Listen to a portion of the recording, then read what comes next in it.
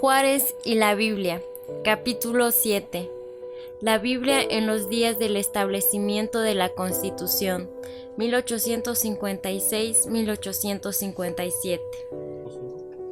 Exhorto ante todo a que se hagan rogativas, oraciones, peticiones y acciones de gracias por todos los hombres, por los reyes y por todos los que están en eminencia, para que vivamos quieta y reposadamente en toda piedad y honestidad. Primera carta a Timoteo 2:1, versión Reina Valera 1960. La Constitución es la ley fundamental de una nación. La palabra Constitución viene del vocablo construir. Por consiguiente, construir es formar la esencia de una cosa. Al constituirse un pueblo, se forma, se establece y se fundamenta de acuerdo con normas de conducta general, específicas, que viene a constituir el Código Supremo y Regidor. Y así es como nace una constitución a la cual obedecerán todos los habitantes de un país. Además de esta Carta Magna, emanarán otras disposiciones que se dictarán para normar la vida común y privada de los pueblos. El México independiente había tenido algunos documentos constitucionales antes del nacimiento de la Constitución de 1857. El primero de ellos estuvo basado en el proyecto de José María Morelos, conocido como la Constitución de Apatzingán de 1814. Luego de consumada la independencia en 1821, el Congreso Constituyente promulgó la Constitución de 1824, la cual había adoptado algunos principios de otras constituciones de países extranjeros.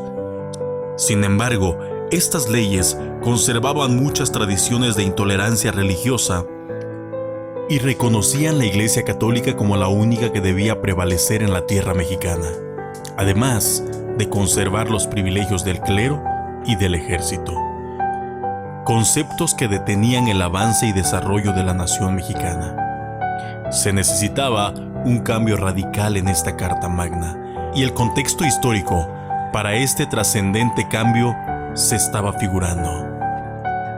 Cuando Benito Juárez se unió al ejército revolucionario de Juan Álvarez, fungió como secretario y consejero del viejo insurgente. La revolución estaba en marcha. Santa Anna cayó ante el general Álvarez y huyó del país. Quedó como presidente interino Martín Carrera por un mes, porque el 4 de octubre de 1855 los representantes de cada uno de los estados de la República Mexicana nombraron a don Juan Álvarez presidente electo. De inmediato el nuevo jefe del Ejecutivo nombró a su gabinete de la siguiente manera: Relaciones Interiores y Exteriores, don Melchor Ocampo; Ministro de Guerra, General Ignacio Comonfort; Ministro de Hacienda, Guillermo Prieto; Ministro de Justicia e Instrucción Pública, don Benito Juárez. Con este cargo, el licenciado Benito Juárez comenzó a trabajar en un proyecto de ley sobre la administración de justicia, concebido por él como la chispa que produjo el incendio de la Reforma. Esta nueva ley intentaba cambiar de manera radical la forma de vida de los mexicanos y fue conocida como la Ley Juárez, que ordenaba la abolición de los fueros eclesiásticos y militares. Esta sería la primera de las leyes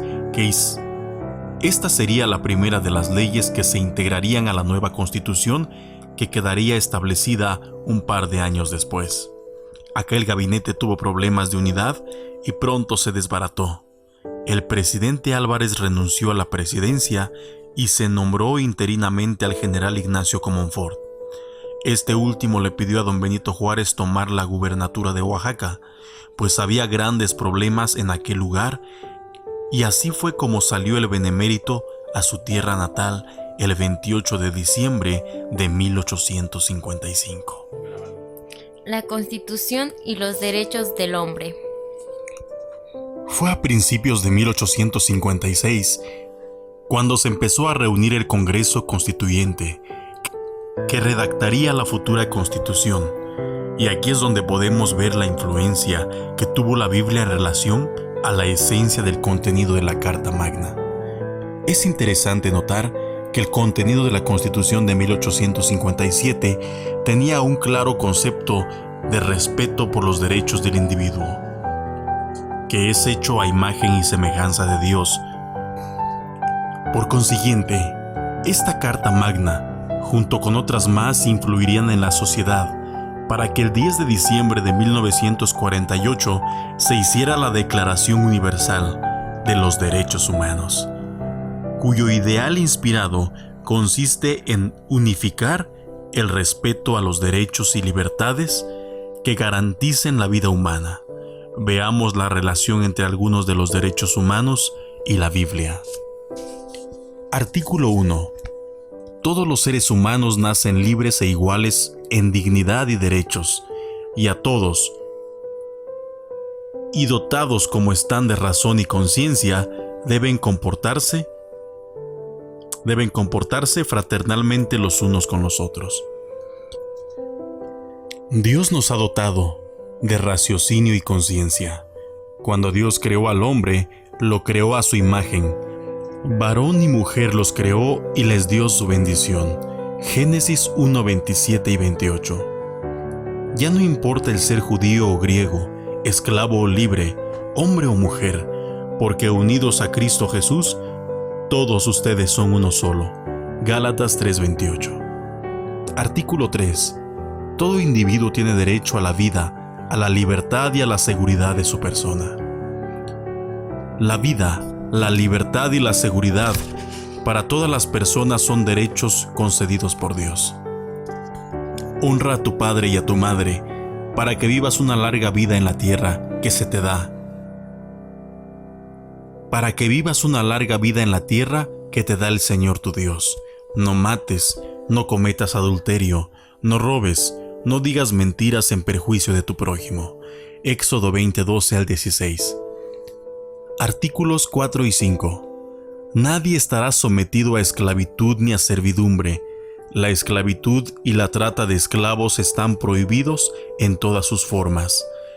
Nadie será sometido a torturas ni a penas o tratos crueles, inhumanos o degradantes. En la Biblia se ve a la esclavitud como parte natural de las culturas antiguas, pero Dios hace advertencias contra ellas de las inhumanidades y la opresión. ¿Creen que el ayuno que me agrada consiste en afligirse, en agachar la cabeza como a un junco y acostarse con ásperas ropas sobre las cenizas? ¿Esto es lo que ustedes llaman ayuno? Pues no lo es. El ayuno que a mí me agrada consiste en esto, en que rompas las cadenas de la injusticia y desates los nudos que aprietan el yugo, en que dejes libres a los oprimidos y acabes, en fin, con toda tiranía, en que compartas tu pan con el hambriento y recibas en tu casa al pobre sin techo, en que vistas al que no tiene ropa y no dejes de socorrer a tus semejantes. Isaías 58, 5 al 7. Artículo 7. Todos son iguales ante la ley y tienen, sin distinción, derecho a igual protección de la ley. Dios no va contra las leyes, pero sí contra las costumbres que se hacen leyes que afectan a mujeres, niños, pobres, huérfanos, etc. Hay de ustedes que dictan leyes injustas y publican decretos intolerables, que no hacen justicia a los débiles ni reconocen los derechos de los pobres de mi pueblo, que explotan a las viudas y roban a los huérfanos. Isaías 10, 1 y 2. Artículo 12. Nadie será objeto de injerencias arbitrarias en su vida privada, su familia, su domicilio o su correspondencia, ni de ataques a su honra o a su reputación. Dios dice: ¿hasta cuándo harán ustedes juicios falsos y se pondrán de parte de los malvados? Hagan justicia al débil y al huérfano, hagan justicia al pobre y al necesitado, liberen a los débiles y pobres y defiéndanlos de los malvados. Salmo 82, del 2 al 4. Artículo 11. Toda persona acusada de un delito tiene derecho a que se presuma su inocencia mientras no se pruebe su culpabilidad, conforme a la ley y en juicio público en el que se le haya asegurado todas las garantías necesarias para su defensa. El respeto a los demás es la base de una sociedad más justa y próspera. No andes con chismes entre tu gente, no tomes parte en el asesinato de tu prójimo. Yo soy el Señor. No abrigues en tu corazón odio contra tu hermano. Reprende a tu prójimo cuando debas reprenderlo. No te hagas cómplice de su pecado. No seas negativo ni rencoroso con tu propia gente. Ama a tu prójimo, que es como tú mismo. Yo el Señor. Levítico 19 del 16 al 18. Artículo 16. Los hombres y las mujeres, a partir de la edad núbil, tienen derecho, sin restricción alguna por motivos de raza, nacionalidad o religión, a casarse y fundar una familia. La familia es el elemento natural y fundamental de la sociedad y tiene derecho a la protección de la sociedad y del Estado. El matrimonio y la familia son designios de Dios, establecidos desde los primeros tiempos. Luego Dios, el Señor, dijo: no es bueno que el hombre esté solo, le voy a hacer a alguien que sea una ayuda adecuada para él. Génesis 2:18. Mi amada es entre las mujeres como una rosa entre los espinos. Mi amado es entre los hombres como un manzano entre los árboles del bosque. Cantares 2 del 2 al 3. Que todos respeten el matrimonio y mantengan la pureza de sus relaciones matrimoniales, porque Dios juzga a los que cometen inmoralidad y a los que cometen adulterio. Hebreos 13:4. Artículo 17. Toda persona tiene derecho a la propiedad individual y colectivamente. Nadie será privado arbitrariamente de su propiedad. La Biblia dice: la tierra no debe venderse a perpetuidad. La tierra es mía, y ustedes solo están de paso por ella como huéspedes míos. Por lo tanto, para cualquier terreno que ustedes tengan en propiedad, deben concederle a los dueños anteriores el derecho de volver a comprarlo.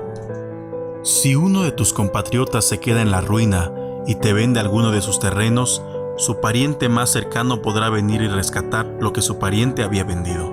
Levítico 25 del 23 al 25. Artículo 18. Toda persona tiene derecho a la libertad de pensamiento, de conciencia y de religión. Este derecho incluye la libertad de cambiar de religión o de creencia, así como la libertad de manifestar su religión o su creencia, individual y colectivamente, tanto en público como en privado, por la enseñanza, la práctica, el culto y la observancia. Todos los seres humanos tienen el derecho a la libertad de opinión y de expresión. La palabra de Dios es la base de estos derechos de opinión, conciencia y religión. Les ordenaron que no hablaran ni enseñaran nada acerca del nombre de Jesús.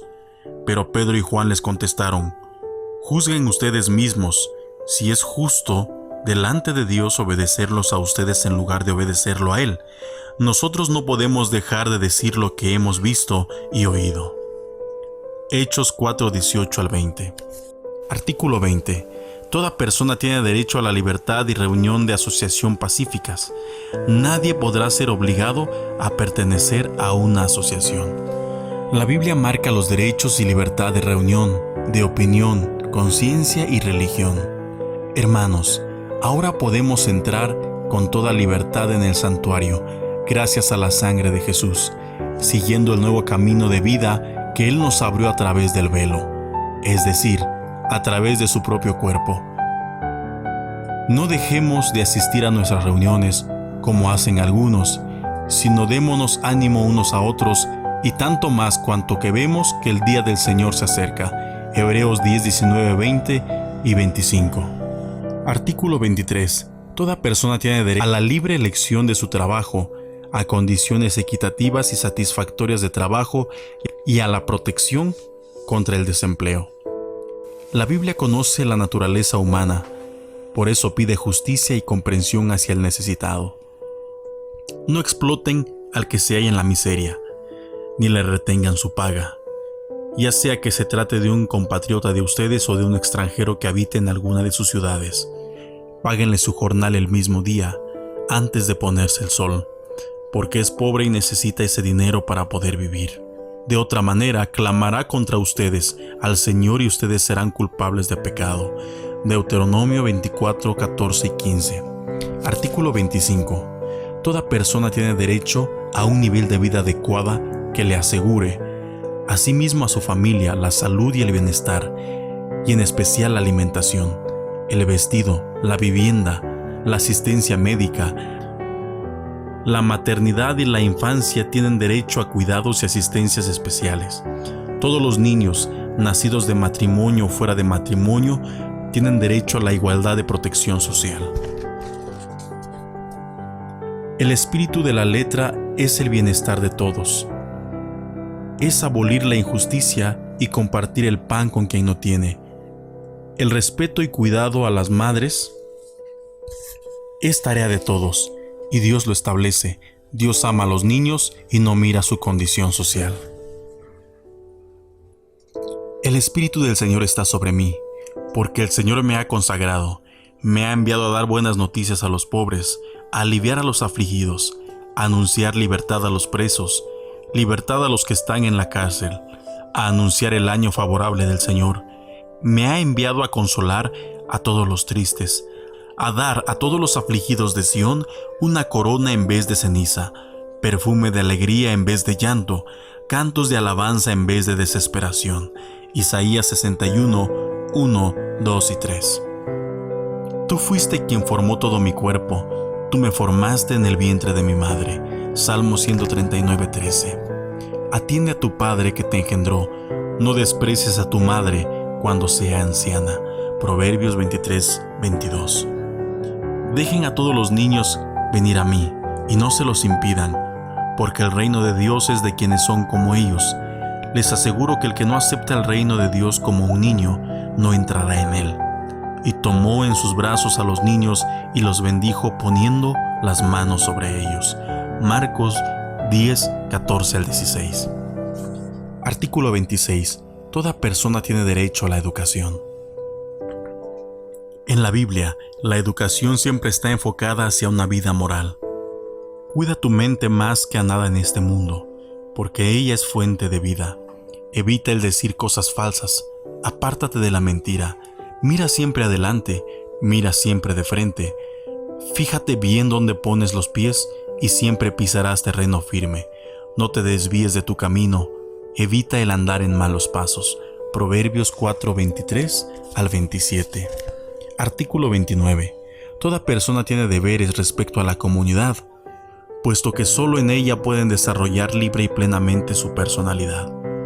La palabra de Dios nos desafía a proteger y cuidar mutuamente los derechos y libertades humanas, especialmente dentro de la comunidad cristiana. Pórtense como personas libres, aunque sin usar su libertad como un pretexto para hacer lo malo. Pórtense más bien como siervos de Dios. Den a todos el debido respeto, amen a los hermanos, reverencien a Dios, respeten al emperador. Primera de Pedro 2, 16 al 17. Tres grandes pensadores. Todas estas citas de la Biblia tuvieron necesariamente que ser leídas por lo menos por tres personajes famosos, reformadores franceses que influyeron para forjar las Cartas Magnas. Una de ellas, el filósofo francés Voltaire, 1694-1778, quien influyó para llevar a cabo la Revolución Francesa, enemigo del abuso y el atropello. Criticó mordazmente a la Iglesia Católica, luchó por abolir el tormento y las prisiones arbitrarias. Una de sus aportaciones al contenido de muchas constituciones fue el pedir se confiscaran las tierras que se hallaban en las manos de la Iglesia y se destruyeran los privilegios de los eclesiásticos. Otro personaje que aportó otros elementos a la naturaleza de las leyes constitucionales fue el barón francés Carlos de Secondat, conocido como Montesquieu, 1689-1755.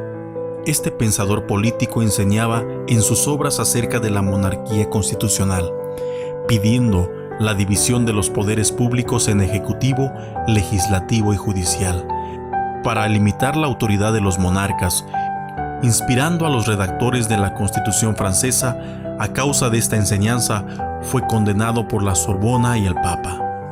Y finalmente otra figura que influyó grandemente fue el ginebrino Juan Jacobo Rocío, 1712-1778, de fe protestante. En sus importantes obras sembró la semilla para los principios de la Revolución Francesa, la democracia. Decía que la voluntad del pueblo es el origen único de la soberanía y de las leyes. Los soberanos son meros mandatarios del pueblo, o quienes éste pueda deponer cuando le plazca. Decía que las formas más perfectas de gobierno y la república y la legislación deben ser propuesta, discutida y aprobada en asambleas populares. Este concepto nos recuerda los principios de las Sagradas Escrituras, que se manifestaron en muchos de los personajes bíblicos. Por ejemplo, ante la prepotencia de los sacerdotes judíos, que les ordenaban a los discípulos no predicar el nombre de Jesucristo. Los cristianos le dijeron: juzgad si es justo delante de Dios obedecer a vosotros antes que a Dios. Es verdad que era importante obedecer al rey, a la autoridad, pero cuando éste se sale fuera del marco divino, la Biblia enseña la necesidad de obedecer primero a Dios. Estos y muchos pensamientos relacionados a ver la importancia de la persona humana se puede también contemplar en el Sermón de la Montaña, pronunciado por el Señor Jesucristo, donde hace énfasis en el respeto por la vida del hombre a todos los niveles. Nace la Constitución Liberal. El 5 de febrero de 1857, el Congreso aprobó la nueva Constitución. Este volumen legislativo era democrático, liberal e individualista. Establecen las bases jurídicas de la nación y del Estado mexicano. Hizo la Declaración de los Derechos del Hombre, reconociendo las garantías de libertad, propiedad y seguridad, así como la soberanía popular. Una solemne unanimidad se notó en el momento en que se culminaron los trabajos. El anciano patriarca del liberalismo y gran lector de la Biblia, Gómez Farías, presidió el momento arrodillado delante de las Sagradas Escrituras, jurando fidelidad y firmando primero el convenio. También 100 diputados puestos de pie presentaron el juramento al unísono y el libro de la Constitución fue entregado en manos del presidente Comonfort, quien juró conservarlo. La Constitución mexicana nació en medio de grandes luchas. A esta nueva Constitución se le implementaría más tarde la Ley Lerdo, que obligaba a la Iglesia Católica a vender sus propiedades, con excepción de sus templos, y deshacerse de sus inversiones. Además, se prohibirían los votos monásticos. Prohibían a los sacerdotes su elección al Congreso o a la presidencia, y aunque en su gran acalorado debate no se aceptó la libertad religiosa, tampoco se reconocería a la Iglesia Católica como la Iglesia estatal, ni se le daba una protección especial. Otras iglesias podían funcionar en el país bajo la autoridad de la libertad de opinión, de prensa y de reunirse, otorgados en la nueva Constitución.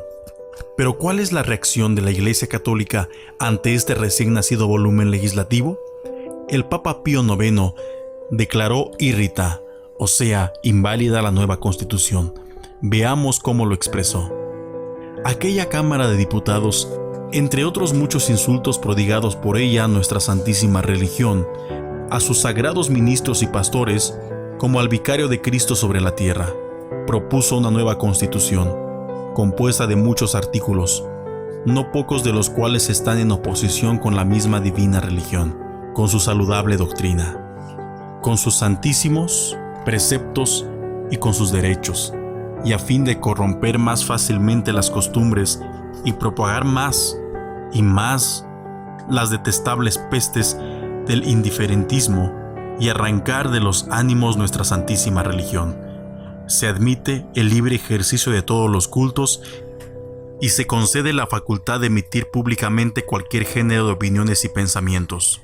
Así es que para que los fieles que ahí residen sepan y el universo católico comprenda que nos reprobamos enérgicamente todo lo que el gobierno mexicano ha hecho contra la religión católica, contra la Iglesia y sus sagrados ministros y pastores, contra sus leyes, derechos y propiedades, así como contra la autoridad de esta santa sede, levantamos nuestra voz pontífica con libertad apostólica en esta vuestra reunión completa, para condenar, reprobar y declarar irritos y de ningún valor los mencionados decretos y todo lo demás que hayan practicado la autoridad civil con tanto desprecio la autoridad eclesiástica y de la silla apostólica. Y tras esta vocifera voz le hicieron eco todos los clérigos de México, que desde los púlpitos, los confesionarios amenazaban excomulgar a todas aquellas personas que obedecieran la nueva Constitución. Las luchas de Juárez. ¿Y Juárez? Nuestro personaje se encontraba ocupado en tratar de cumplir y hacer cumplir las leyes emanadas de la Constitución, solo que ahora el clero le señalaba como el principal enemigo de la Iglesia, porque su iniciativa de ley empezó a afectar. Vea cómo lo describe don Benito Juárez en su libro Apuntes para mis hijos. Pero en esta vez, ya el clero hacía una guerra a la autoridad civil, muy especialmente a mí, por la Ley de Administración de Justicia que, siendo ministro, expedía en 23 de noviembre de 1855 y consideraba a los gobernantes como herejes y excomulgados. Los canónigos de Oaxaca aprovecharon el hecho de mi toma de posesión para promover un escándalo. Proyectaron cerrar las puertas de la iglesia para no recibirme, con la siniestra intención de comprometerme a usar la fuerza pública, mandándome abrir las puertas del templo valiéndome de la policía armada y forzándome a aprender a los canónigos, para que mi etapa gubernamental se inaugurara como un acto de violencia, o con un motín si el pueblo ante quien debía presentarse como mártires, los aprehendidos, tomaban parte de la defensa. Así fue como le cerraron la puerta, y don Benito Juárez no asistió a la catedral oaxaqueña. Con esta acción se empezó a gestar las fases definitiva en las leyes de reforma y el Estado, y esta era, como lo dijo el mismo Benemérito, la chispa que produjo el incendio de la reforma.